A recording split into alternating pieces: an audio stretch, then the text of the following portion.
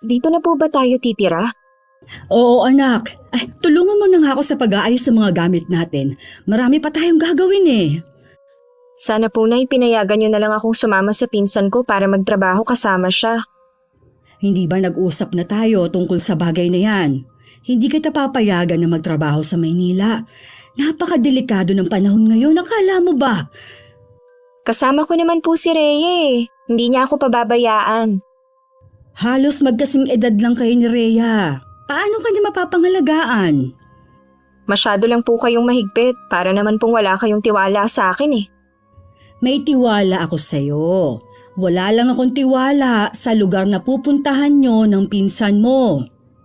Kailan niyo naman ako papayagan na magtrabaho? Hindi naman kita pinagbabawalan na magtrabaho pero ang gusto ko, yung malapit lang sana. Gusto ko lang naman makatulong sa inyo eh, lalo na sa mga gastusin natin. Sapat naman ang kinikita ko sa pagtitinda ng mga gulay para sa ating dalawa. Dito po sa bago nating nilipatan, magtitinda pa rin ba kayo ng gulay? Mukhang mainit pa naman ang klima dito. Sabi ni Kuya Hilario ipapasok niya akong katiwala sa isang poultry dito. Baka may bakante pa, pwede ko siyang pakiusapan na ipasok ka para magkasama tayo. Sige nga po, Nay. Gusto ko na kasi talagang magtrabaho eh. Gusto ko yung may sarili akong pera. Sige na, tapusin mo na yung ginagawa mo at nang makapunta na tayo sa bahay ng tiyuhin mo. Binilisan ko na nga ang ginagawa ko. Nabuhayan na rin ako ng pag-asa na makakapagtrabaho na ako. Sa edad ko kasing 20, sabik na talaga akong kumita ng pera at makatulong kay inay. May gusto rin kasi akong bilhin para sa sarili ko. Nahihiya naman akong manghingi pa kay inay dahil alam kong sapat lang ang kinikita niya. Nang matapos namin ang ginagawa, lumabas na kami ng bahay para puntahan ang bahay ni Tio Hilario. Malapit lang naman ang sa kanila. Nang natanaw na namin ang bahay ng nakakatandang kapatid ni inay, binilisan na namin ang paglalakad. Pero bigla kami natigilan dahil sa dalawang boses na nagtatalo. Nagkatinginan pa kami ng inay bago siya sumenyas na lumayo kami sa may pinto. Hindi ka na nga nakakatulong sa akin. Puro perwisyo pang binibigay mo. Kailan ka pa talaga magtitino, ha? Pabayaan nyo na lang kasi ako, Tay. Sa tanda ko ba namang to eh. Kung pagsalitaan nyo ako, para pa rin akong teenager. Yun na nga eh. 30 ka na pero hanggang ngayon wala ka pa rin inaatupag kundi ang pakikipagbarkada mo. Ano naman po ang masama sa pakikipagbarkada? Kayo nga sa edad nyong yan may mga kaibigan pa kayo. Ako pa kaya? Mabuti sana kung ang mga barkada mo mabuting impluensya sa'yo. Kaso, hindi! Tay, tigilan nyo na nga ako. Hindi ba kayo nahiya sa mga kapitbahay natin? Daig nyo pa ang inay kung makaputak eh. Walang hiya ka talaga! Hindi mo na ako ginalang! Kung makipag-usap ka sa akin, para lang akong kaedad mo! Yan naman ang tingin nyo sa akin kahit noon pa eh. Pinakawalang hiya nyong anak. Bakit? Totoo naman ah! Oh, saan ka naman pupunta? Kinakausap pa kita! Talaga bang pinaninindigan mo na ang pagiging bastos at walang modong anak? Oo na. Hindi naman magbabago pa ang tingin nyo sa akin kahit ano pang gawin ko eh. Gago ka pala eh! Wala ka naman talagang ginagawang mabuti! Paano magbabago ang tingin ko sa'yo? Kaya nga aalis na lang ako dito. Tapos ano? Pagbalik mo, may dala ka na namang bagong problema? Brandon! Bumalik ka rito! Madilim na madilim ang anyo ng pinsan ko nang dumaan sa harapan namin. Nakakatakot din ang ibinigay niyang tingin sa amin. Bigla na lang ako napatungo. Lumapit naman ang inay sa may pinto kung saan nakatayo si Tio Hilario. Bahagya pang nagulat ang kapatid ni inay na makita kami.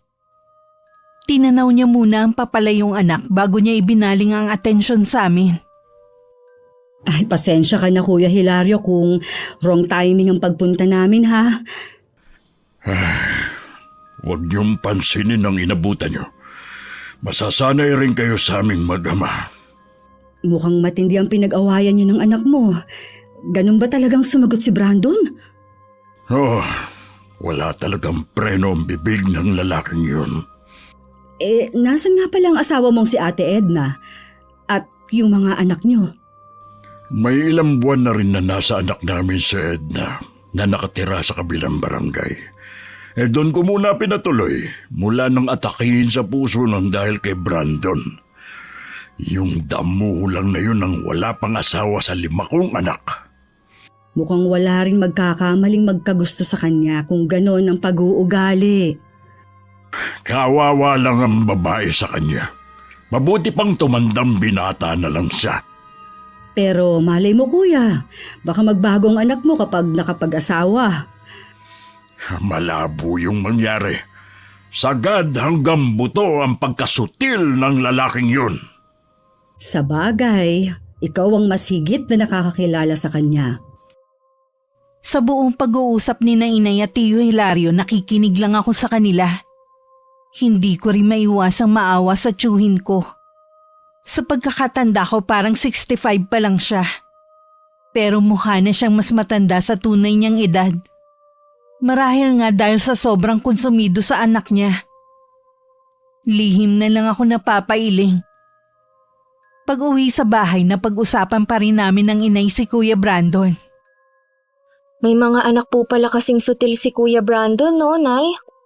Oo naman, hindi mawawala sa mga anak na si Sibol na masamang damo.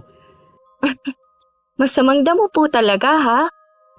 Bakit ka natatawa? Totoo naman. Hindi ko po maiwasan na maawa kay Chong kanina. Kahit kay Tia Edna, kahit na hindi ko pa po siya nakakaharap. Biruin niyo, mismong anak pa yata nilang papatay sa kanila. Minsan kasi nasa pagpapalaki rin, o di kaya nasa dugo na talaga. Sa pamilya natin, wala naman akong natatandaan na may ganoong pag-uugali sa mga kamag-anak natin. Ewan ko lang sa pamilya ng nanay niya. Baka nga po doon nakuha ni Kuya Brandon ang pagkasutil niya. Ay hindi ko alam, iha. Luto na ba yung sinaing mo? Gusto ko na kasi magapunan ng maaga. Ngayon ko kasi nararamdaman ng pagod sa mahabang biyahe. Gusto ko na magpahinga. Opo, luto na tong sinaing. Maupo na lang kayo, ako nang bahalang maghain. Pinagpahinga muna kami ni Tio Hilario bago niya kami sinamahan sa kanyang amo. Swerte naman natanggap kami ng inay.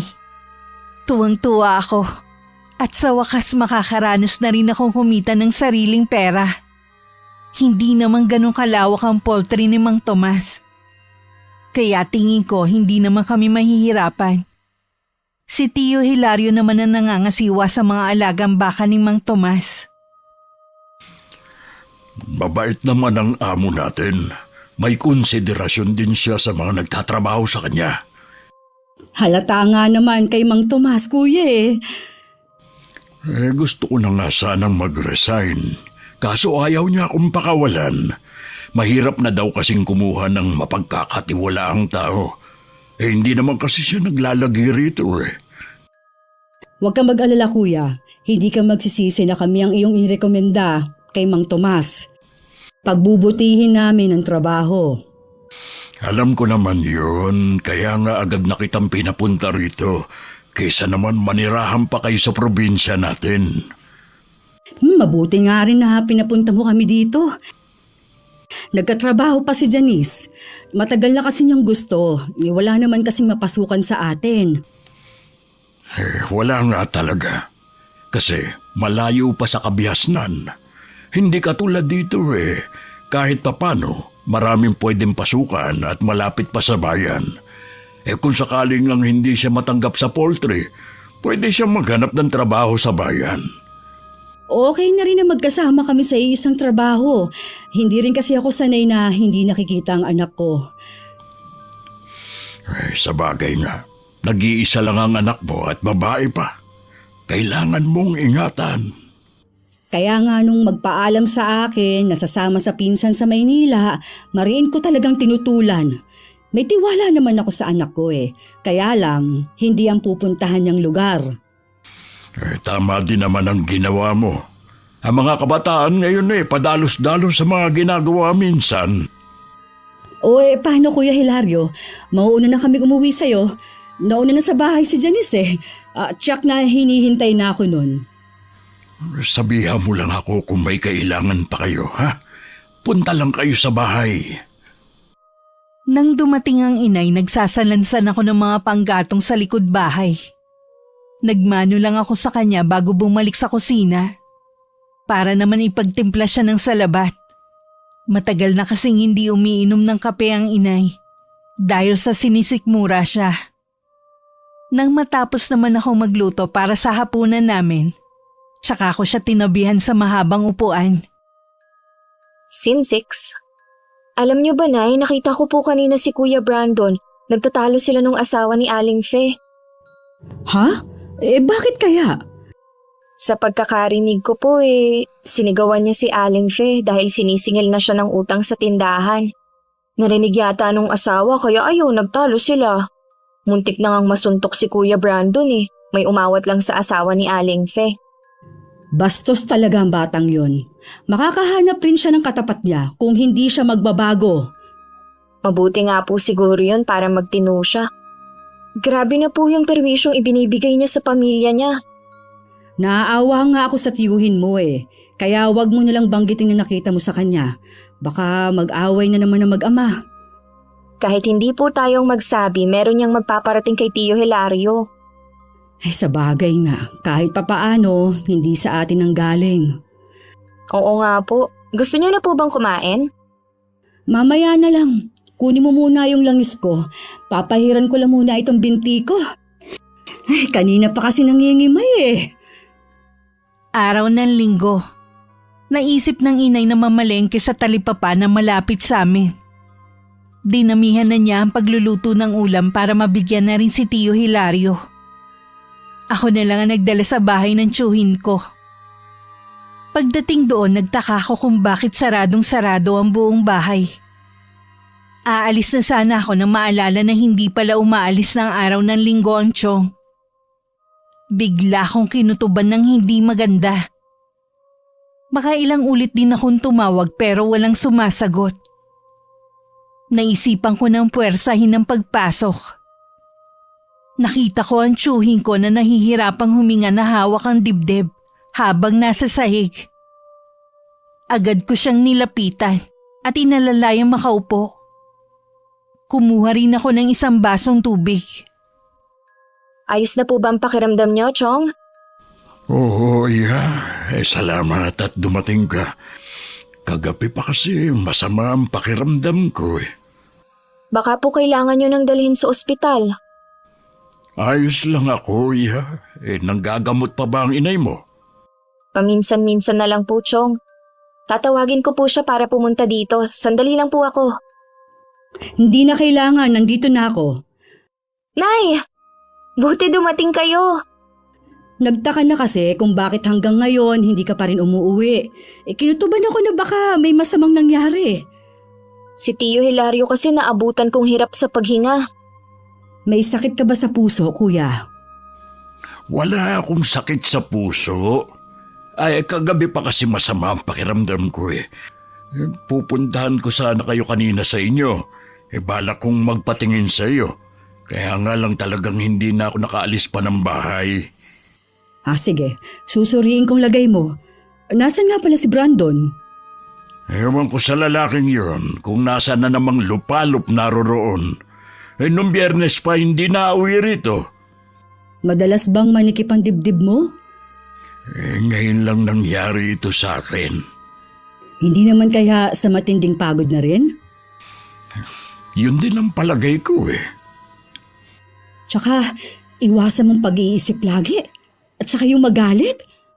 Ay, hindi maiiwasan. Lalo't araw-araw na lang akong nakakatanggap ng reklamo sa mga ginagawa ni Brandon. Katulad kahapon, akong sinisingil nung may-ari ng bilyarang nasira ng barkada niya. Hayaan mo na siyang lumutas sa problema niya. Nasanay na kasing ikaw ang taga-ayos sa mga gusot niya Nakakahiya naman kasi sa mga piniperwisyo niya. At saka, dito na sa bahay pumupunta. Ay, yun nga lang. Tsaka anak mo pa rin siya. Kahit ano man ang gawin niya, hindi mo rin matitiis. Nakaramdam tuloy ako ng inis kay Kuya Brandon ng mga sandaling yon. Hindi man lang kasi niya naisip na napakapalad niya sa pagkakaroon ng ama. Ako kasi bata pa lang namatay na ang aking ama. Puro na lang sa kwento ng inay ko siya nakilala. Hindi naman agad namin iniwan si Tio Hilario. Pinagluto na rin namin siya ng pagkain niya. Habang nag-uusap ang magkapatid sa silid, dumating naman bigla si Kuya Brandon. Naabutan niya akong nakaupo sa sala. Anong ginagawa mo rito? Hindi kasi namin maiwan ang tatay mo eh. Naabutan ko kasi siyang nahihirapan huminga kanina. Nasaan siya ngayon? Nasa kwarto, nag-uusap sila ng inay. Ayos na kaya ang lagay niya? Oo, ginamot na siya ng inay kanina. Wow! Hindi ko alam na doktor palang nanay mo. Isang albularyo si inay sa amin. Marami na siyang napagaling sa lugar namin. Sabi mo eh. May pagkain kaya sa kusina? Meron, nagluto na ako kanina. Ayos. Kanina pa ako nagugutom eh. Hindi mo man lang ba sisilipin muna ang itay mo bago ka kumain? Mamaya na. Makakapaghintay naman siya eh. Pero itong pagkalam ng sikmura ako, hindi na. Naiiling na lang ako na sinundan ko siya ng tingin habang papuntang kusina. Tumayo na lang ako at pumasok sa silid kung nasan sina inay at Tio Hilario. Sinabi kong dumating na si Kuya Brandon at kumakain sa kusina. Hindi naman maitago ang pagkadismaya sa mukha ni inay. Si Tio Hilario naman blanko lang ang ekspresyon ng mukha. Ilang sandali muna ang lumipas bago pumasok si Kuya Brandon. May sakit daw kayo. Bigla kasing nanikipan dibdib ko kanina. Buti dumating si Janice. Bakit nga pala ngayon ka lang umuwi? Akala ko hindi niyo mapapansin na wala ako dito sa bahay eh. Pwede ba yun? Dadalawa na nga lang tayo rito sa bahay. Huwag niyong sabihin na pagagalitan niyo na naman ako. Kararating ko nga lang eh. Nakikiusap ako sa'yo, iho. Mahina pa ang itay mo. Huwag mo muna siyang sagot-sagutin. Siya naman itong may problema eh. Minsan na nga lang ako magpakita dito sa bahay, pinapagalitan pa ako. Kaya lang yon ginagawa ng itay mo dahil sa pag-aalala sa'yo. Ibang klase rin naman kasi yung paraan niya ng pag-aalala eh. Huwag kang bastos! Lumabas ka rito sa kwarto ko! May sakit na nga kayo, ganyan pa rin kayo. Lumabas ka na muna, iho. Hayaan mo na lamang munang magpahinga ang tatay mo. Walang imik naman na lumabas ng silid si Kuya Brandon. Pinagsabihan naman ng inay ang tsuhing ko na maging kalmado lang. Bago kami umuwi, pinakain muna namin si Tio Hilario. Nag-aalangan ngang iwan ng inay ang kapatid niya. Kaso ayaw naman sumama sa bahay namin si Chong. Paglabas ng bahay, kausap ni Kuya Brandon ang 3 niyang barkada. Ni hindi na niya kami napansin na umalis ng inay. Kinabukasan pumasok na rin sa trabaho si Tio Hilario. Sigurado ka bang kaya mo na magtrabaho, kuya? Oo naman, wala na akong sakit na nararamdaman. Si Brandon ba nasa inyo pa?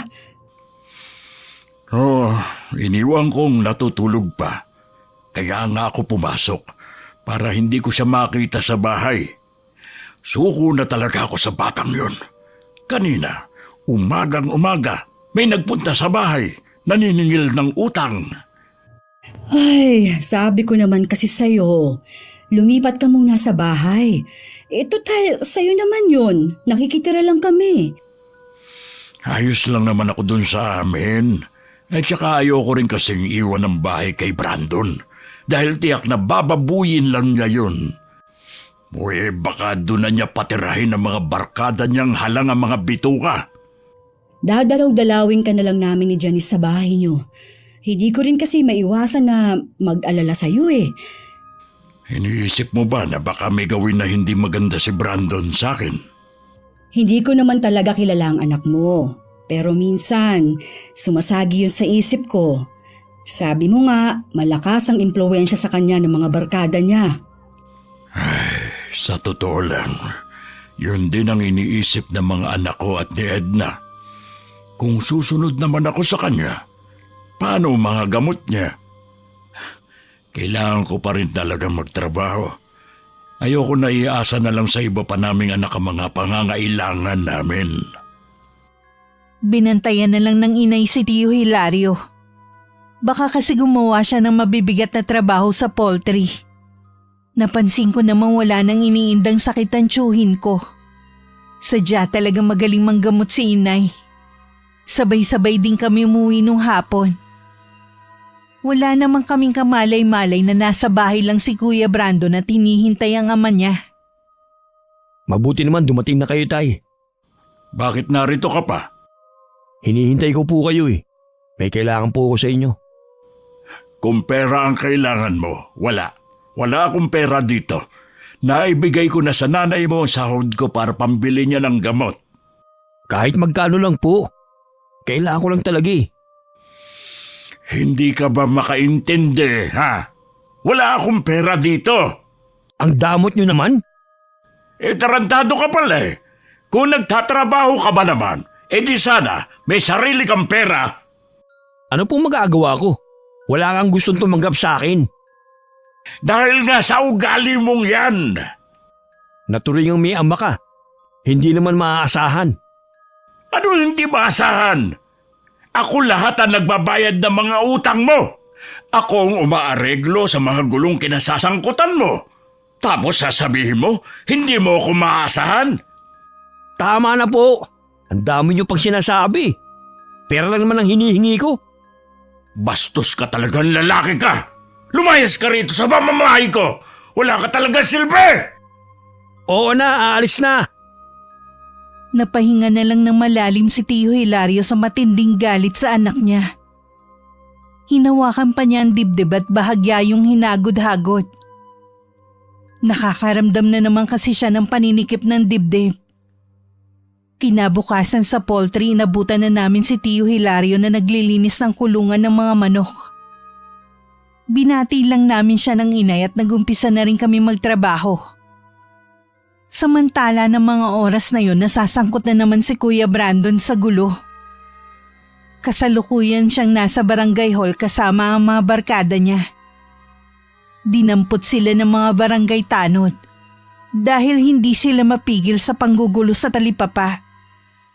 Pinababayaran din sa kanilang grupo ang mga nasira nila. Pinasundo naman si Tio Hilario ng kapitan para kausapin.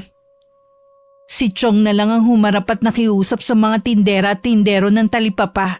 Nabigyan ng palugit ang anak para mabayaran sila. Talaga bang hindi ka na magbabago, ha? Hindi ko naman sinabing mangialam kayo sa akin eh. Paano hindi ako mangingialam? Pinatawag nga ako ni Kapitan. Di sa kanya kayo magalit, wag sa akin. Bakit wala kayong kaimik-imik ng barkada mo kanina? Lahat kayo parang mga maamong tupa na nakatungo lang.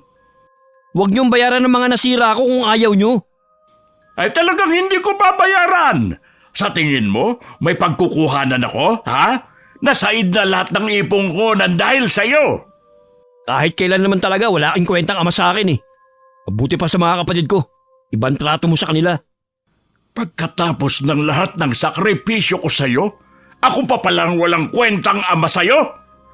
Kung ikaw ba naman, ginagaya mo ang pagiging mabait at responsable ng mga kapatid mo, hindi sana mawawala ang amor ko sa'yo. Oo na, ako na ang pinakamasamang anak nyo. Sana nga lang, hindi na lang kayo naging ama ko. Hayop ka talaga! Sige tay, suntukin niyo ako. Bakit hindi mo ituloy? Itong piski ko, ituloy niyo na. Alam ko naman matagal niyo nang gustong gawin sa akin yan eh. Lumayas ka rito at huwag ka na magpapakita sa akin kahit kailan. Layas! Nakarating sa amin ng inay ang ginawa ni Kuya Brandon. Pinuntahan din namin si Tio Hilario sa bahay niya na parang pagod ang itsura. Napag-alaman namin sa mga kapitbahay niya na nagkaroon na naman ng matinding pagtatalo ang mag-ama na hindi na bago sa kanila. Oh, ayos ka lang ba, Kuya Hilario? Nabalitaan niyo na siguro ang ginawang katarantaduhan ni Brandon. Oo, Kuya. Kalat na dito sa buong lugar natin. Bakit naman ginawa ni Brandon yun? Naghahanap buhay lang naman ang mga taong yun eh. Wala naman yatang atraso ang mga tindera at tindero sa kanila. Hindi ko alam kung anong pumasok sa mga utak ng barkada niya para gawin yun sa mga taong yun. Sakit nga talaga siya sa ulo. Hindi na din kita masisisi kung nasagad ka na nga talaga. Hindi lang pasensya kong nasagad, Divina, pati ang pagiging ama ko. Parang gusto ko na siyang itakwil. Patawarin ako ng Diyos sa pag-iisip ng ganitong bagay. Tao lang ako na nakakapag-isip ng hindi tama. Naiintindihan naman kita, kuya. Nasaan na ba si Brando ngayon? Pinalayas ko na. Kapag bumalik ulit siya, palalayasin ko ulit. Huminahon ka muna, kuya. Hayaan mo munang lumamig ang sitwasyon. Mula noon, hindi na talaga maganda ang ugali ng batang yun. Lagi siyang inirereklamo ng magulang ng mga kaklase niya. Halos linggo-linggo na lang kung pumunta sa eskwelahan ng nanay niya. Akala ko'y magbabago siya kapag tumanda na. Ayun pala, lalong lalala. Wala na akong masabi, kuya, sa anak mo. Kapag kailangan mo ng tulong, nandito lang kami ni Janice. Gusto kong murahin si Kuya Brandon sa isip ko dahil sa mga pinaggagawa niya. Awang-awa naman ako sa ama niya na hindi na napigilan ng pagluha. Nang mga sumunod na araw, saksi kami nung pinuntahan ng mga naperwisyo ni Kuya Brandon ang tiyuhin ko. Siya ang sinisingil ng mga tindera at tindero ng talipapa sa mga nasirang gamit at paninda. Samantalang si Kuya Brandon ng mga sandaling yun, abala naman sa pakikipag-inuman sa mga kabarkada. Nang pauwi na, biglang sumulpot sa harapan niya si Neil, ang tindero ng isda sa talipapa. Kumusta ka na, pare? Ayos lang. Anong kailangan mo sa akin? Nakalimutan mo na ba? May utang kang dapat bayaran. Sinira mo ang paninda ko sa talipapa. Alam mong inutang ko lang ang pampuhunan ko doon. Hanggang ngayon, hindi pa rin ako nakakabayad sa taong inutangan ko. Wala akong babayad sa'yo. Kaya tumabi ka dyan sa daraanan ko. Ang lakas ng loob mo at ng mga kaibigan mo na manira ng kabuhayan ng ibang tao. Wala ka naman palang pambayad. Nakikilala mo ba kung sino ako, ha? Oo naman. Sakit ka ng ulo ng pamilya mo at ng mga taga rito. Alam mo naman pala kung sino ako eh. Dapat matakot ka sa pwede kong gawin sa'yo. Hindi naman ako nandito para maghanap ng gulo. Gusto lang kitang singilin. Wala akong ipambabayad sa'yo. Kaya umuwi ka na. Wala kang pambayad sa akin pero araw-araw kang umiinom. Kahit ubusin ko ba ang lahat ng alak sa mga tindahan dito, wala kang pakialam. Hindi kita titigilan hanggat hindi mo ko nababayaran. Sinabi ng... Hoy! Bumalik ka rito! Hindi pa ako tapos! Buisit. Mayabang din ang isang yun. Dahil lang naman dito sa amin. Dahil sa nangyari sa talipapa, tuluyan na yun pinasara. Kaya mahirap tuluyang bumili ng ulam. Kung sa bayan kami pupunta, mapapamahal naman kami sa pamasahe. Mabuti na lang naisipan ni Neil na maglako na lang ng isda sa mga bahay-bahay. Yun nga lang, madalas isang klase lang ng isda ang nilalako niya. Yan lang ba ang isdang inilalako mo, iho? Opo, ito lang po eh. Gustuhin ko man po na maglako ng ilang klase ng isda. Kapos naman po ako sa puhunan. Nay, si Kuya Neil po yung nagtitinda sa may talipapa. Isa po siya sa mga naperwisyo ni Kuya Brando nung magwala sila doon. Ah, ganun ba? Pasensya ka na, iho, hindi ko alam. Pamangkin ko si Brandon. Magkapatid kami ng ama niya. Naubos po kasi ang puhunan ko. Hindi pa nga ako nakakabayad sa taong inutangan ko. Kaya yung pinakamurang isda na lang muna ang inaalok ko ngayon. Masarap naman ang ganyang isda. Nakausap mo na ba ang pamangkin ko? Nagmamatigas po siyang bayaran ng mga nasira niya sa mga paninda ko. Sabi pa tatayin niya ang singiling ko. Wala namang kasalanan si Mang Hilario sa ginawa niya . Tsaka, alam ko po, araw-araw na pinupuntahan ng ama niya ng mga kasama ko. Ayoko na makidagdag pa. Napakabuti mo naman, iho. Salamat at malawak ang pangunawa mo. Si Brandon po ang may atraso sa akin. Dapat lang na siyang singiling ko. Naku, malabo nang mabayaran ka ni Kuya Brandon. Wala ngang trabaho yun eh. Naku, napakwento na kami sa'yo. Pagbilhan mo nga ako ng 1 kilo. Sige po, ipapalinis niyo na rin po ba? Oo, sige. Naisip ko kung katulad lang ni Nilang pinsan ko at mga kaibigan niya, siguro mas tahimik ang lugar namin. Mabilis naman nalinisan ang binili naming isda. Ako na lang din ang nagluto sa mga yun. Dahil 1 kilo, 2 klase ng luto ang ginawa ko. Habang kumakain kami ng inay, nabanggit niya muli si Neil. Alam mo ba kung saan nakatira yung sinil?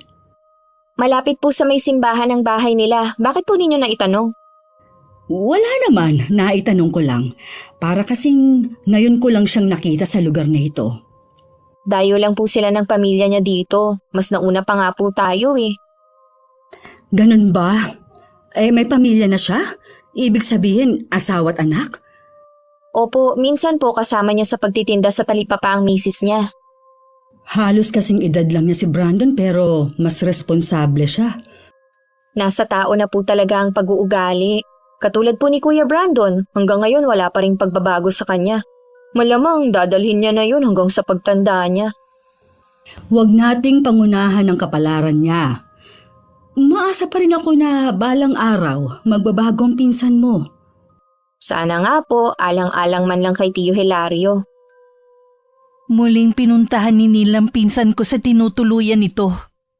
Gaya nung una nilang paghaharap, lasing na naman si Kuya. Sa kabila ng pananalim ng mga mata ni Kuya Brandon, kalmado lang na nakatingin sa kanya si Neil. Ano na naman ang kailangan mo? Kailangan ko na ang pera ko. Anong pera mo? Wala naman ako natatanda na meron kang pinatago sa akin pera. Ang lakas kasi ng loob mong manira ng negosyo ng ibang tao. Hindi mo naman pala kayang panindigan ang ginawa mo. Hoy, nagtitimpi lang ako sa iyo ha. Umalis ka na. Kundi upaan talaga kita. Ibigay mo muna sa akin ang pera ko. Inuubos mo ang pasensya ko ha. Ha? Itong sa'yo. Hindi ko alam na bulag ka pala.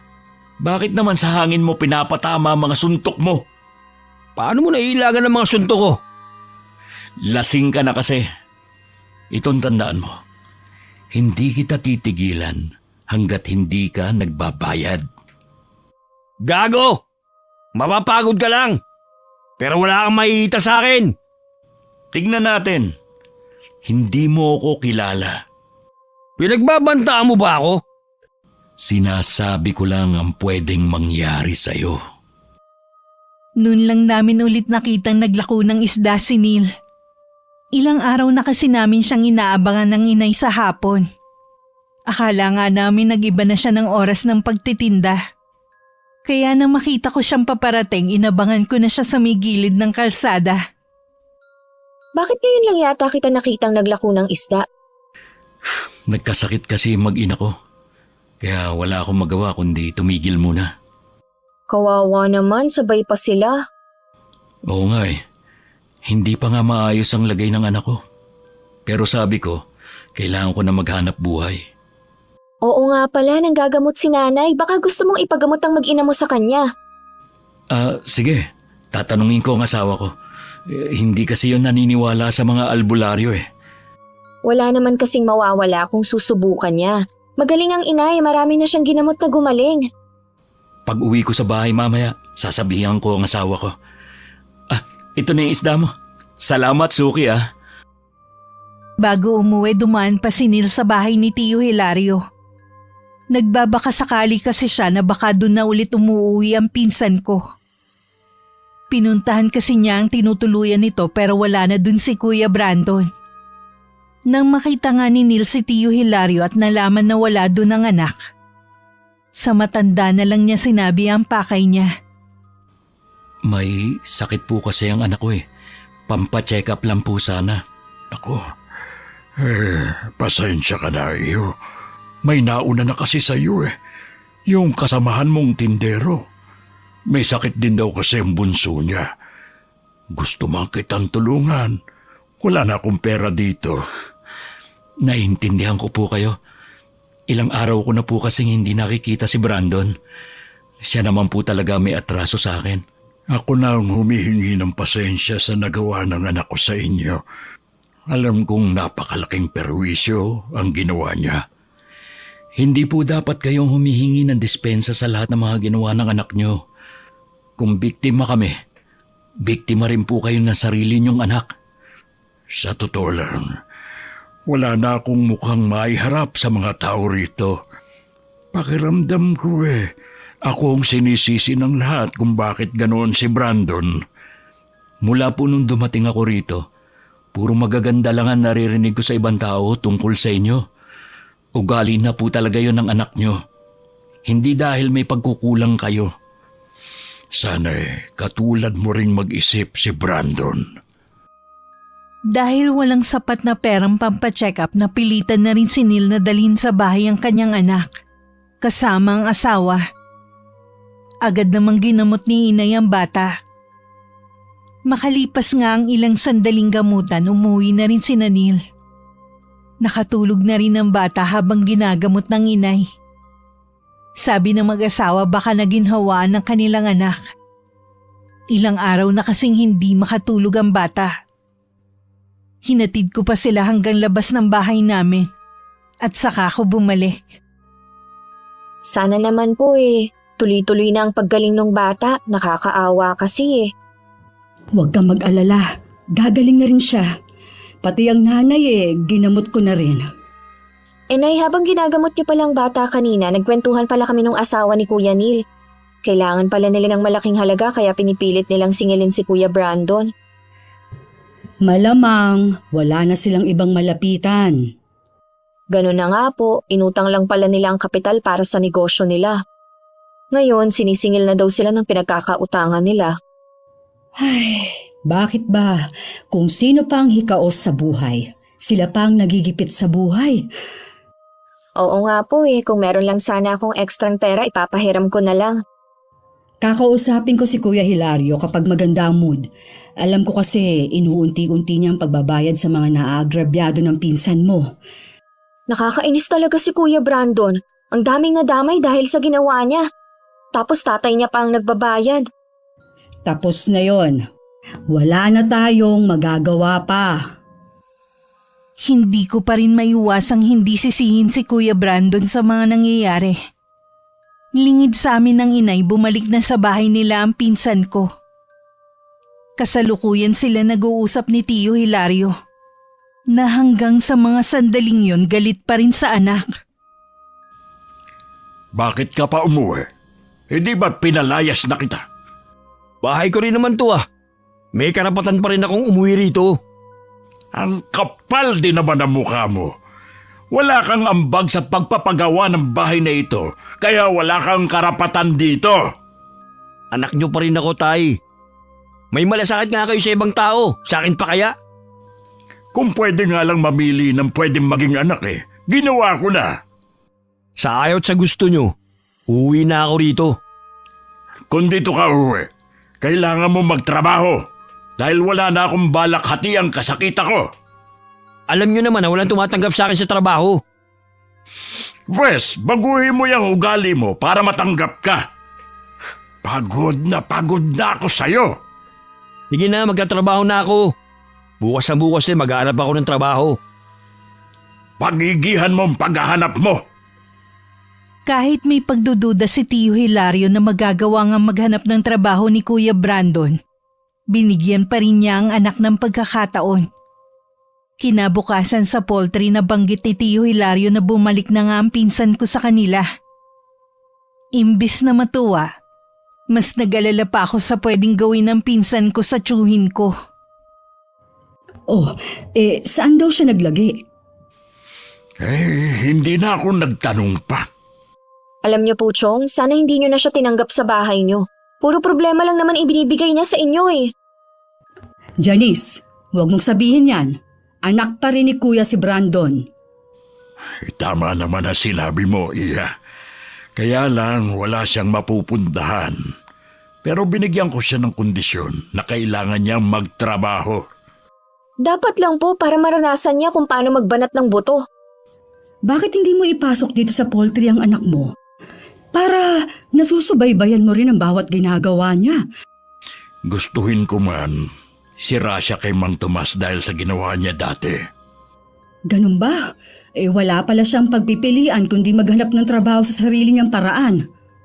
Kailangan ko lang maging matigas sa kanya sa pagkakataong ito. Bahala na muna siya sa buhay niya. Lagi kong isinasama sa dasal ko na sana magbago na si Brandon.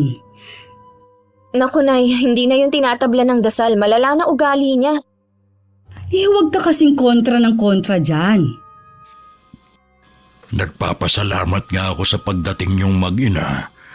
Kahit papano meron akong karamay. May dahilan ng Diyos kung bakit kami napunta dito. Huwag po kayong mag-alala, Chong, kahit walang pakialam sa inyo si Kuya Brandon. Kami naman po ng inay hindi kayo pababayaan.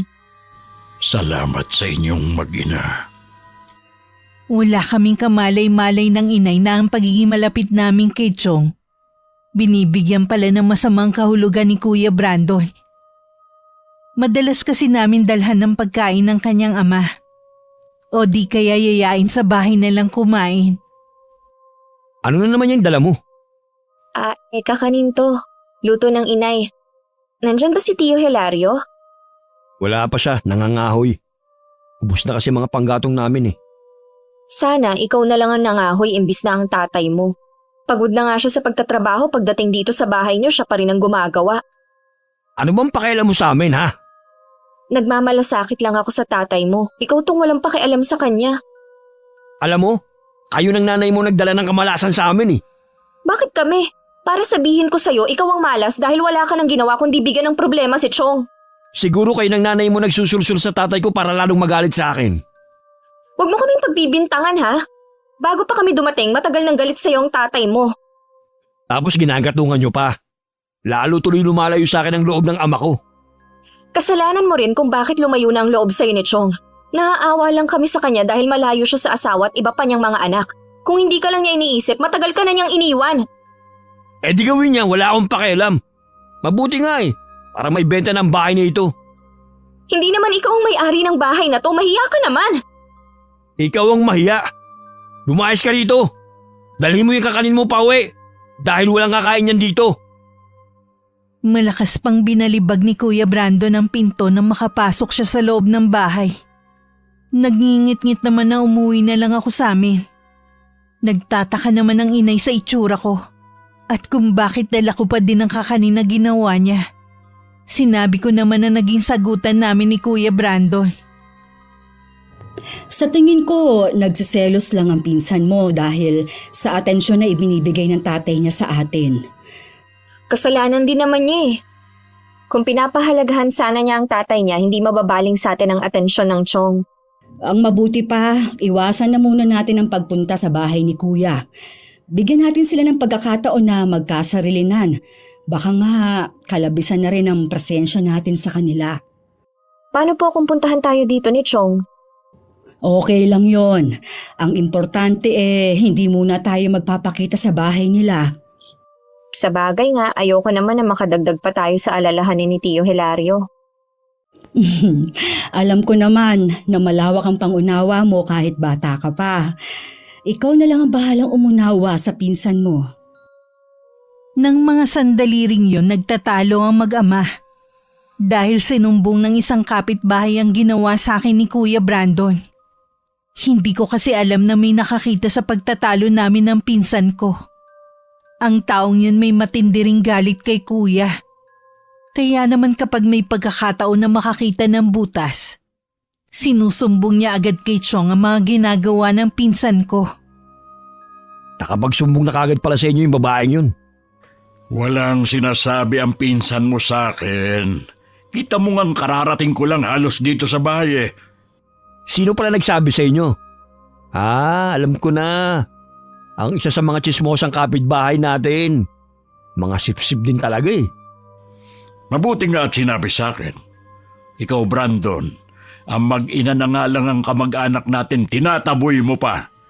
Dahil nga sa'yo, kaya tayo iniiwasan ng mga kamag-anak ng nanay mo. Wala akong pakialam sa kanila. Hindi naman sila maaasahan sa oras ng kagipitan eh. Kasi nga, pasaway ka. Paano kanila tutulungan sa oras ng kagipitan? Ultimo sila, piniperwisyo mo. Ito yung gusto ng mag-ina eh.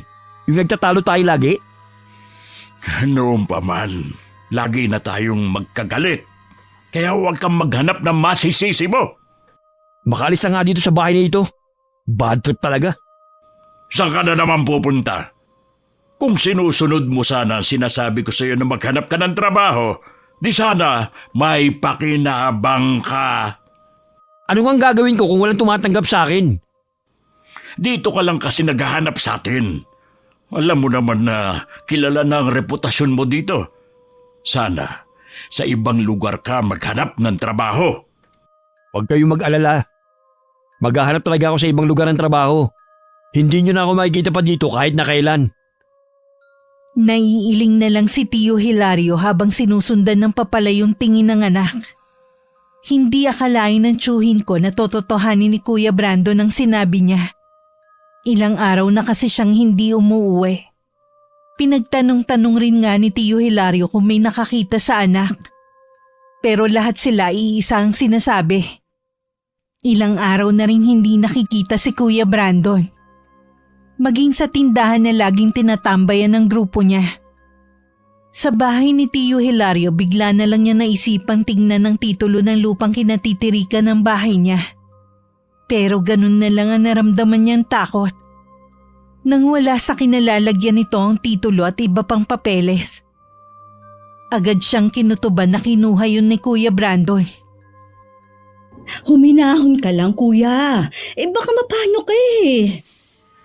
Paano kung hihinahon? Ang sutil kong anak, ninakaw ang titulo ng bahay namin. Sigurado ka bang si Brandon ang kumuha? Ay walang ibang kukuha nun kundi siya lang. Ang ibig ko sabihin, baka kung saan lang nakalagay yung titulo. Nasisiguro kung nandun lang yun nakalagay kasi ako nagtago. Sobra na talagang lalaking yun. Hindi ko siya mapapatawad. Oras na ibenta niya ang lupang yon. Sana naman huwag magkatotoong hinala mo, kuya. Ay, sana nga. Baka kung ano lang ang magawa ko sa kanya. Nang araw ding yun, pinuntahan ni Tio Hilario ang asawa sa kabilang barangay para ipaalam ang ginawa ng kanilang anak. Kahit ang mga kapatid ni Kuya Brandon dismayado sa ginawa niya. Maaga palang pinuntahan na ng asawa ni nilang inay sa bahay namin. Namamagaraw kasi ang mga binti ng asawa dahil sa pambubugbog. Hindi naman nag-aksaya ng panahon ng inay. Agad na niyang kinuha ang mga gamit sa panggagamot. Sumama na rin ako sa kanya. Pagdating sa bahay, puno ng pasa ang buong katawan ni Neil. Namanas na rin ang mga binti niya na nagkukulay itim na. Ilang araw na ito? Pang-apat na araw na po ngayon. Bakit mo naman pinabayaan, iho? Sapat lang po kasi ang kita ko para sa aming pagkain. Kaya hindi kami makapunta sa doktor. Gagawin kong lahat para maisalba ang mga binti mo. Sa nakikita ko kasi, malala na ito. Nakikiusap po ako, Aling Divina. Tulungan niyo po ako. Ako lang po inaasahan ng pamilya ko eh. Gagawin ko ang lahat, kaya ikalma mo lang ang sarili mo. Kuya Neil, sino palang may gawa niyan sa'yo? Si Brandon. Si Brandon na may gawa nito sa akin. Sabi ko na nga be. Habang hawak ako sa magkabilang braso ng dalawa niyang kaibigan, pinubugbog niya ako. Hindi pa siya nakontento. Pinagpapalo niya ng bakal ang mga binti ko para daw hindi na ako makalabas ng bahay namin. Ano ba ang dahilan niya? Bakit niya ginawa sa'yo? Sinisingil ko na kasi siya sa utang niya. Narinig ko kasi na meron na siyang pera. Kahit pinsan ko pa siya, kung akong nasa kalagayan mo, isusumbong ko na siya sa pulis. Malaking abala lang yun sa amin. Isa pa, hindi naman papansinin na reklamo namin eh. Sana dumating ng karma ni Kuya Brandon nang maranasan niya ang hirap ng mga naging biktima niya. Janice! Huwag mo ngang hilingin ang kapahamakan ng kapwa mo. Hindi tama yon. Bakit, Nay? Tama ba yung ginawa niya kay Kuya Neil at sa iba pa? Tama bang nakawin niya ang titulo ng ama niya? Walang awa si Kuya Brandon kaya tama lang na maparusahan siya. Sana nga kung saan man siya naroroon ngayon, makahanap na siya ng katapat niya. Naiintindihan ko naman ang punto mo. Pero huwag mo namang sabihin ang bagay na yan. Hayaan mo na ang Diyos ang magparusa sa mga nagawa niyang kasalanan. Itinikom ko na lang ang bibig ko kahit parang sasabog na sa bigat ang dibdib ko. Ayoko kasi magtalo pa kami ng inay sa harapan ng ibang tao. Nang sulyapan ko si Neil, namimilipit siya sa sakit habang ginagamot siya ng inay. Ang asawa naman niya hindi mapigilan na mapaiyak. Pagkatapos gamutin ng inay ang mga binti ni Neil, nakaramdam naman siya ng ginhawa. Ilang beses pa nun bumalik ang inay para gamutin siya hanggang tuluyan siyang gumaling. Nakauwi na rin si Tio Hilario galing sa bahay ng anak. Hindi pa namin binabanggit ng inay sa kanya ang ginawa ni Kuya Brandon. Araw ng linggo habang nagsasampay ako ng mga damit na nilabhan ko, biglang dumating si Tio Hilario. Halata sa kanya ang bigat ng problema. Agad ko naman siyang pinapasok sa loob ng bahay. Mabuhay din kasi ang tayo niya. Tinawag ko na rin ang inay na nasa kusina. Galing sa bahay kanina yung taong pinagbentahan ng lupa at bahay ni Brandon. Ha? Ang bilis naman niya naibenta. Sa murang halaga lang niya binenta dahil sa pagmamadaling magkapera. Anong sabi nung bago may-ari? Kailangan ko nang umalis sa bahay na yun sa 1 linggo. Iniregalo daw niya kasi sa anak na bagong kasal lang ang bahay na yun. Ay, ano ba itong ginawa mo, Brandon? Hindi pa alam ng asawa ko at mga anak. Hindi ko alam kung paano sasabihin sa kanila ang kauna-unahang naipundar ko. Tuluyan lang nawala sa amin. Kung hindi mo pa kayang umuwi sa mga anak mo, dito ka muna sa bahay na ito. Kung tutuusin ikaw pa rin naman ang nagmamay-ari ng bahay na ito.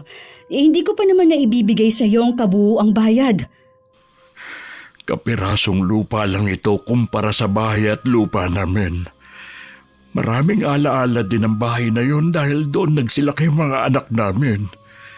Hindi ganun kadali na isuko ko yun. Alam ko naman yun. Ang ibig ko lang naman sabihin, pwede naman namin isauli ito sa'yo.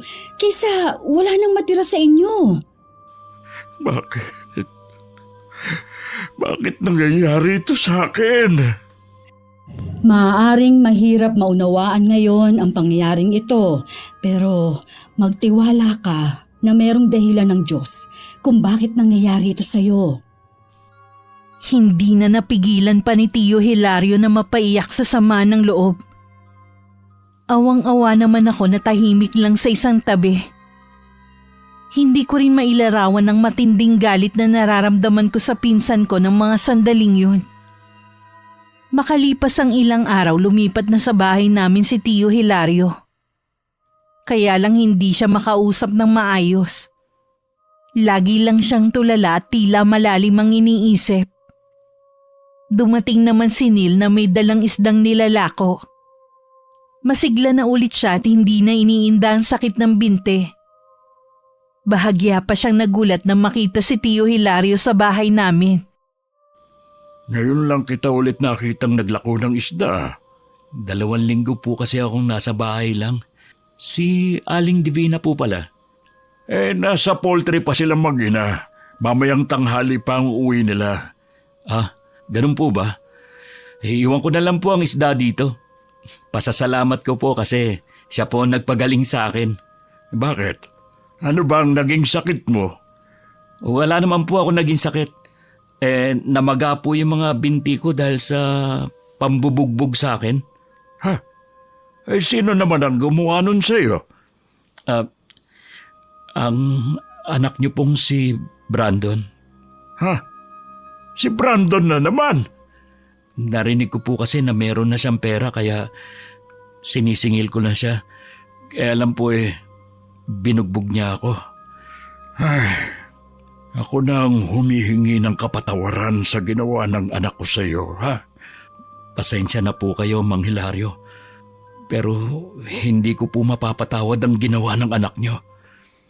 Naiintindihan kita, iyo. Huwag ka mag-alala. Hindi naman ako galit sa sinabi mo. Sige po, aalis na po ako. Kailangan ko po kasi maubos tong tinitinda kong isda. Pag-uwi namin ng inay, sinabi ni Tio Hilario na galing kay Neil ang isdang iniluto niya. Nagkatinginan naman kami ng inay. May palagay kasi kami na alam na ng tiyuhin ko ang ginawa ng anak kay Neil. Hindi nga kami nagkamali nang banggitin yun ng tiyuhin ko. Bakit hindi niyo sinabi sa akin ang ginawa ni Brandon kay Neil? Ayaw na naming dagdagan pa ang mga alalahanin mo. Tsaka gumaling na rin naman si Neil eh. Suko na kami mag-asawa sa anak namin ngayon. Mula ngayon, wala na akong pakialam sa kanya. Kung may mabalitaan man kayo sa kanya, huwag niyo na lang sabihin sa akin. Kuya, talaga bang wala nang puwang sa puso mo ang pagpapatawad sa anak mo? Wala na, Divina. Sabi ko nga sa'yo, naubos na ako dahil sa kanya. Naiintindihan kita, kuya. Pero umaasa pa rin ako na balang araw, magkakaayos pa kayong mag-ama. Hayaan na lang natin si Chong, panahon na lang sigurong magpapahilom sa galit niya. Hindi ko lang kasi maiwasan na mag-alala. Katulad ngayon, tulala na naman siya habang nakatanaw sa bintana. Kahit gaano pa po katatag ang isang tao, mauubusan din ng lakas. Hindi biro ang pinagdaanan ni Chong, lalo't may sakit pa ang asawa niya. Basta, iparamdam lang natin sa kanya na nandito lang tayo sa tabi niya. Opo, Nay, maaasahan niyo ako sa bagay na yan. Habang naghihirap ang kalooban ni Tio Hilario, nagpapakasaya naman si Kuya Brandon sa ibang lugar. Habang nilulustay niya ang perang pinagbentahan ng lupa ng ama. Nang tingnan niya ang kanyang pera, naggulat pa siya. Dahil iilang lilibuhin na lang ang natira. Ito na lang palang natitira sa pera ko. Hindi na ito magkakasa sa susunod na linggo. Kailangan makagawa ko ng paraan kung paano magkapera. Habang iniisip ni Kuya Brandon kung paano siya magkakapera na naman, nagpaplano na rin si Neil ng gagawin niyang paghihiganti sa pinsan ko. Kahit tutol ang kanyang asawa sa plano niya, itinuloy pa rin niya yun. Masyado na rin binalot ng galit ang kanyang puso. Gagamitin niya ang natutunan niya sa kanyang ama tungkol sa pambabarang. Hindi niya akalain na balang araw magagamit niya yun. Ipararanas ko rin sa iyo ang lahat ng hirap at sakit na naramdaman ko. Lintik lang ang walang ganti.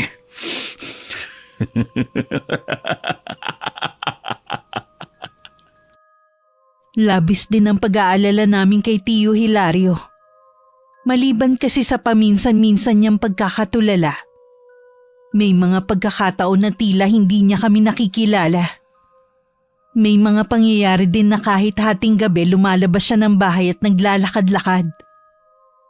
Tuwing tatanungin namin siya ng inay, sinasabi niya na gusto lang niya magpahangin. Nasaan ang Kuya Hilario? Natutulog po sa may duyan. Huwag po kayo mag-alala, hindi ko po siya inaalisan ng paningin ko. Ay, mabuti naman. Lagi na lang ako nag-aalala kay Kuya tuwing wala ako dito sa bahay. Ano kayang nangyayari kay Chong? Ay, hindi ko rin alam, Iha. Baka nakakaranas siya ng depresyon dahil sa mga pangyayari.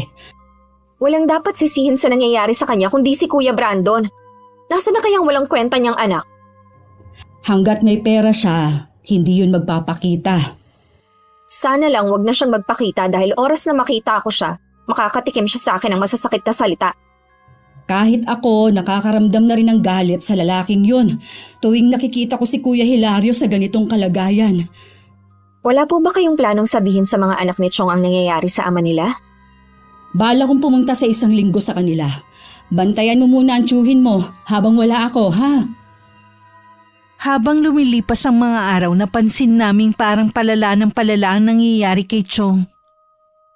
May mga pagkakataon na rin kasi na para siyang nag-iisip bata. Minsan kasi pinaglalaruan na niya ang pagkain niya sa plato.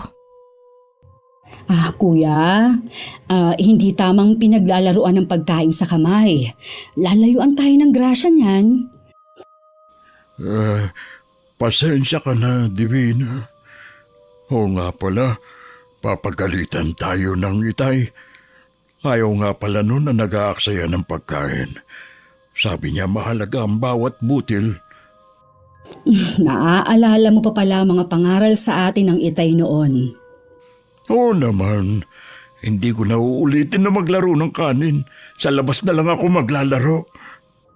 Bakit tumayo ka na kaagad? Tapos ka na bang kumain? Maglalaro muna ako sa labas, ha? Edi sige, huwag kang lalayo. Hindi naman talaga siya maglalaro na parang bata, kundi titingin lang sa malayo at mag-iisip na naman. Inay, awang-awa na po ako kay Chong. Ay, alam ko naman. Kahit ako, araw-araw nadudurog ang puso ko sa nakikita kong kalagayan ni Kuya Hilario. Maagang umalis ang inay. Kami lang ni Tio Hilario ang nasa bahay ng mga oras na yon. Tahimik lang naman ang tiyuhin ko habang nasa duyan. Mabuti na lang nabawasan na yung paglalakad-lakad niya nang hindi namin nalalaman. Delikado naman kasi yon. At baka masagasaan pa siya sa kalsada. Naghihintay na lang ako ng oras para sa tanghalian namin nang biglang sumulpot si Kuya Brandon. Hindi ko agad siya nakilala dahil sobrang payat niya. Blanko naman ang ekspresyon ng tiyuhin ko habang nakatingin sa kanya. Anong ginagawa mo dito? May nakapagsabi kasi sa akin na nandito raw ang itay. Saan pa kaya pupunta ang itay mo pagkatapos mong ibenta ang bahay niyo na hindi niya alam? Akala ko kasi umuwi siya sa mga kapatid ko eh. Ngayong alam mo na, pwede ka nang umalis. Teka lang naman. Kakausapin ko pa nga ang itay eh. Chong, gusto niyo po bang kausapin ang anak niyo? Kita mo? Umiiling siya. Ibig sabihin, ayaw kanyang kausapin. Tay, alam ko na galit kayo sa ginawa ko. Patawarin niyo na po ako. Bilib din naman ako sa kakapalan ng mukha mo, no? Pagkatapos sa mga ginawa mo, may gana ka pa talagang magpakita dito. Pwede bang itiko mo muna ang bibig mo? Kinakausap ko pa ang itay eh. Sabat ka naman ng sabat. Umalis ka na rito! Hindi ka namin kailangan sa pamamahay na ito! Ay, ipinagtatabuyan niyo na ako. Kaya umalis ka na! Hayaan niyo po muna ako magpaliwanag. Sinabi nang umalis ka na! Hindi ko kailangan marinig ang paliwanag mo! Sige po, aalis na ako. Pero babalik ako rito. Nang makaalis si Kuya Brandon, isinara ko ang pinto. Baka kasi bigla na naman siyang sumulpot sa bahay. Nang sulyapan ko si Tio Hilario, parang baliwala naman sa kanya ang biglang pagdating ng anak. Nang dumating ang inay, agad ko yun sinabi sa kanya. Hindi rin siya makapaniwalang pupunta sa amin ng pinsan ko. Malamang, naubos na ang pera niya kaya nagpakita na siya. Yun din po ang naiisip ko. Anong sabi ni Kuya Hilario? Mukhang hindi niya nakikilala ang anak niya. Pinagtabuyan nga niya eh. Baka nga pala sa 1 linggo pa nila masusundo ang Tio Hilario mo. Maghahanap pa kasi sila ng mag-aalaga sa mag-asawa. Lahat pala kasi ng anak ng tiyo mo may mga trabaho. Ibig pong sabihin pala maigi ang mga buhay nila doon. Oo, tatay lang daw kasi nila ang mapilit na magtrabaho pa at para magkaroon ng ambag sa pambili ng gamot ng asawa. At tingin daw nila kaya hindi umuuwi sa kanila ang ama dahil nga kay Brandon.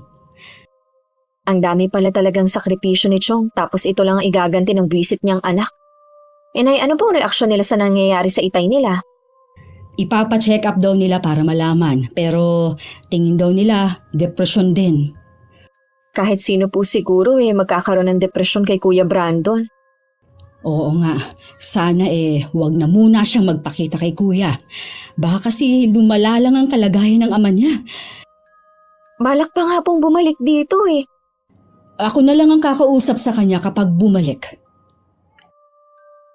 Lumipas pa ang 1 linggo bago muling bumalik si Kuya Brandon. Kung payat siya nung una kong nakita, mas lalong bumagsak ang katawan niya ngayon.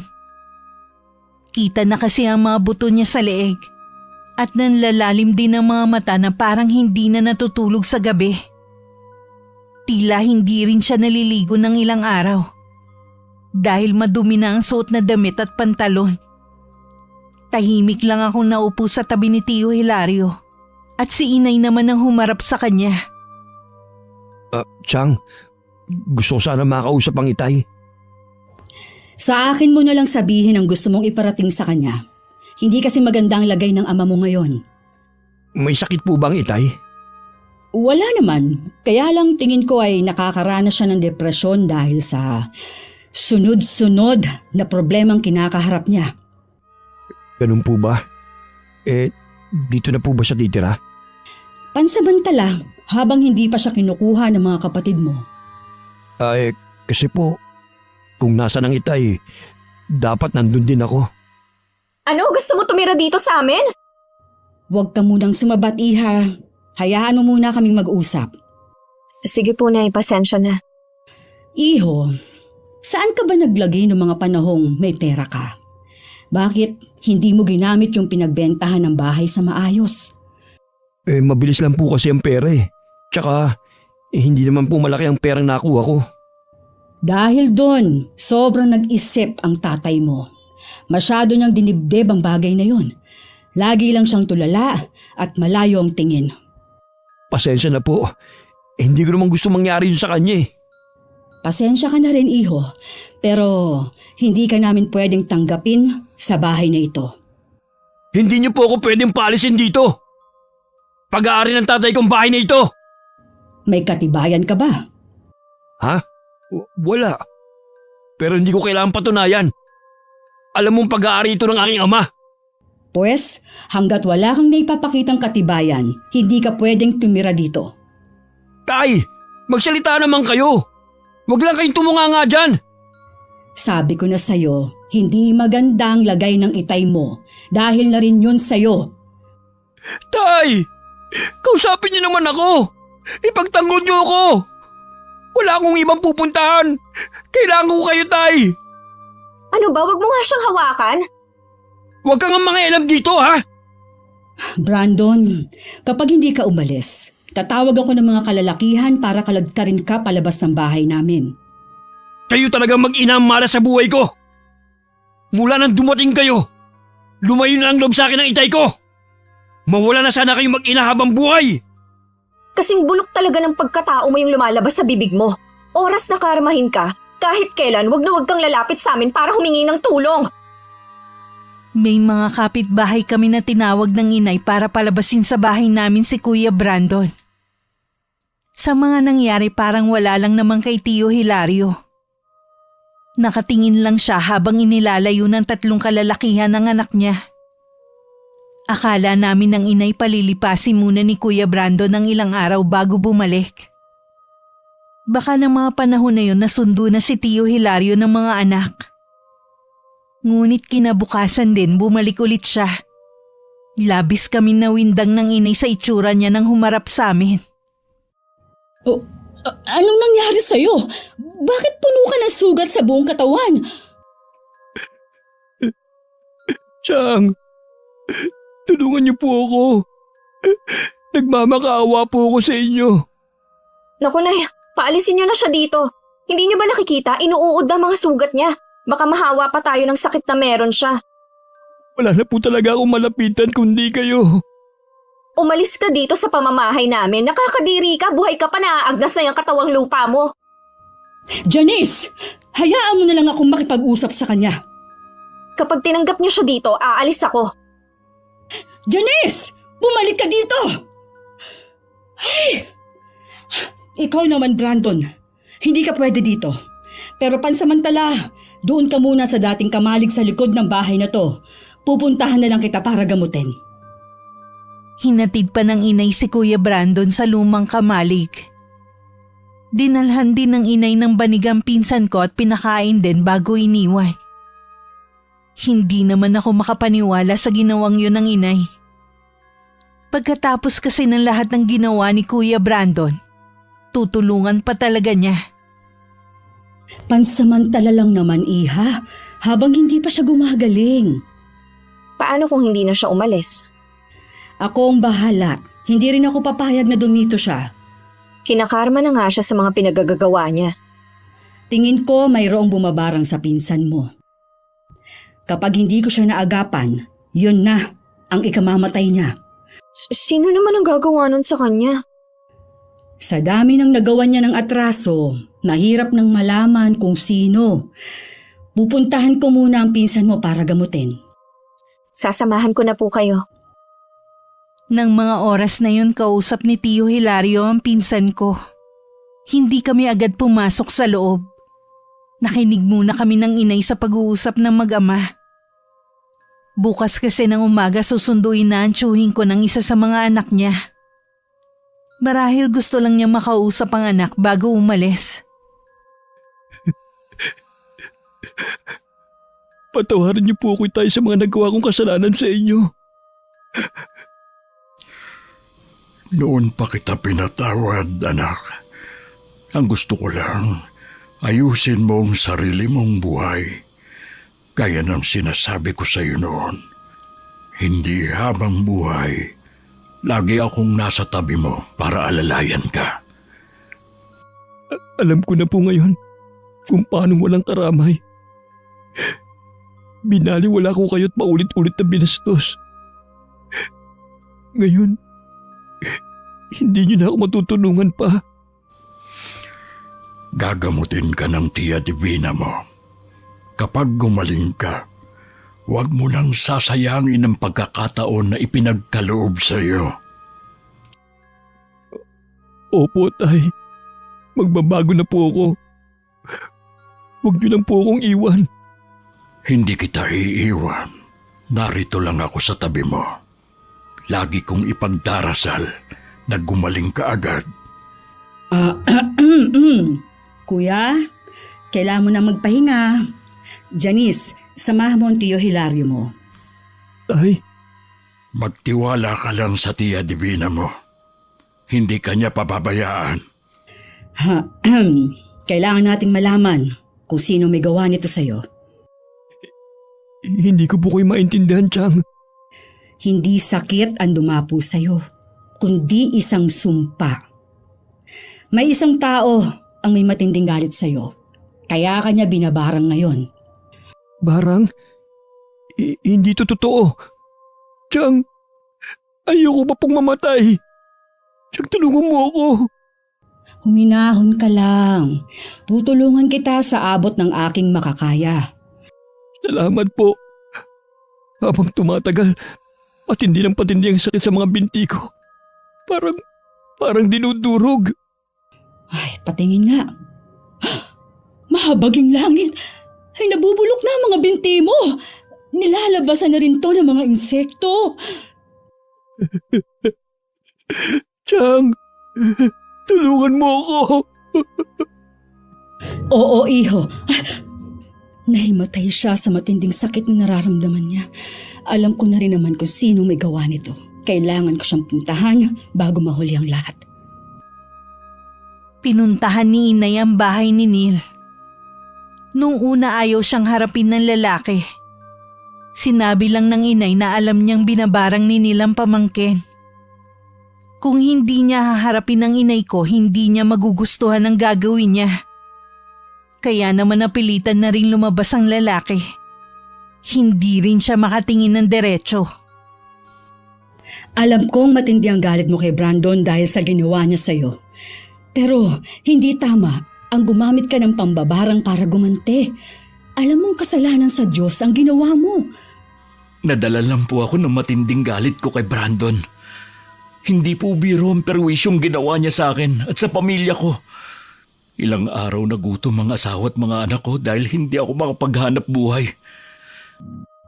Naiintindihan kita, pero sana bawiin mo na ang ginawa mong sumpa kay Brandon. Paano po kung bawiin ko? Tapos hindi naman siya magbago. Sa dinadanas niyang paghihirap ngayon, sa tingin ko, naturuan mo na siya ng leksyon. Babawiin ko na po ang sumpang ginawa ko. Hindi ko naman po talaga intensyon na makasakit. Lalo na ang makapatay ng tao. Nadala lang talaga ako ng matinding galit. Alam kong mabuti kang tao. Salamat at hindi mo na ako pinahirapan pa. Patawarin niyo po ako, Aling Divina. Pakisabi rin po kay Brandon na patawad. Sa makalawa po, aalis na kami ng pamilya ko rito. Babalik na po kami sa probinsya namin. Hangad ko ang swerte sa pag-alis nyo. Alam ko, matutupad ang mga pangarap ninyong mag-asawa. Basta't samahan nyo palagi ng dasal ang bawat gagawin ninyo. Maraming salamat po. Nung umuwi ang inay, wala pa ring malay si Kuya Brandon. Naghihilom na rin ang mga sugat niya sa buong katawan. Huminto na rin sa pagkabulok ang mga binti niya.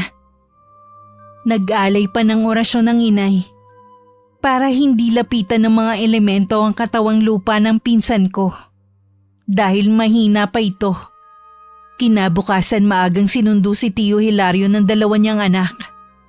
Sinabi naman namin na nangyari sa kapatid nila. Pero hindi sila nagpakita ng anumang simpatya hanggang makaalis sila. Sana maging aral na kay Kuya Brandon ang nangyari sa kanya. Hinihiling ko rin na sana magawa siyang patawarin ng pamilya niya balang araw. Sigurado ako, pagising niya mamaya, hindi na siya ang Brandon na kilala natin. Kahit nagagalit ako sa kanya, naaawa pa rin ako na para na rin siyang ulila ngayon. Tandaan mo anak, lahat ng nangyayari sa atin, pangit man o maganda, ay may laging dahilan. Ang importante sa lahat, laging tumawag sa Panginoon sa lahat ng oras na nalilito ka at hindi alam ang gagawin. Baka kasi naliligaw ka na ng landas. Katulad ng nangyari sa Kuya Brandon mo. Nalungkot naman si Kuya Brandon nang malaman na wala na ang kanyang ama. Dahil tingin naman namin nagbago na siya, pinayagan na rin siya ng inay na manatili sa kamalig. Nang mga sumunod na araw nabalitaan namin ng inay na may trabaho na si Kuya Brandon. Isa-isa rin niyang nilapitan ng mga taong nagawa niya noon ng mali at humingi ng kapatawaran. Isa ako sa mga buhay na saksi na kahit gaano pa kasama ang isang tao, kapag pinili magbago ay walang imposible. Basta samahan ng mataimtim na dasal. Wakas. Dito na po ba tayo titira? Oo anak,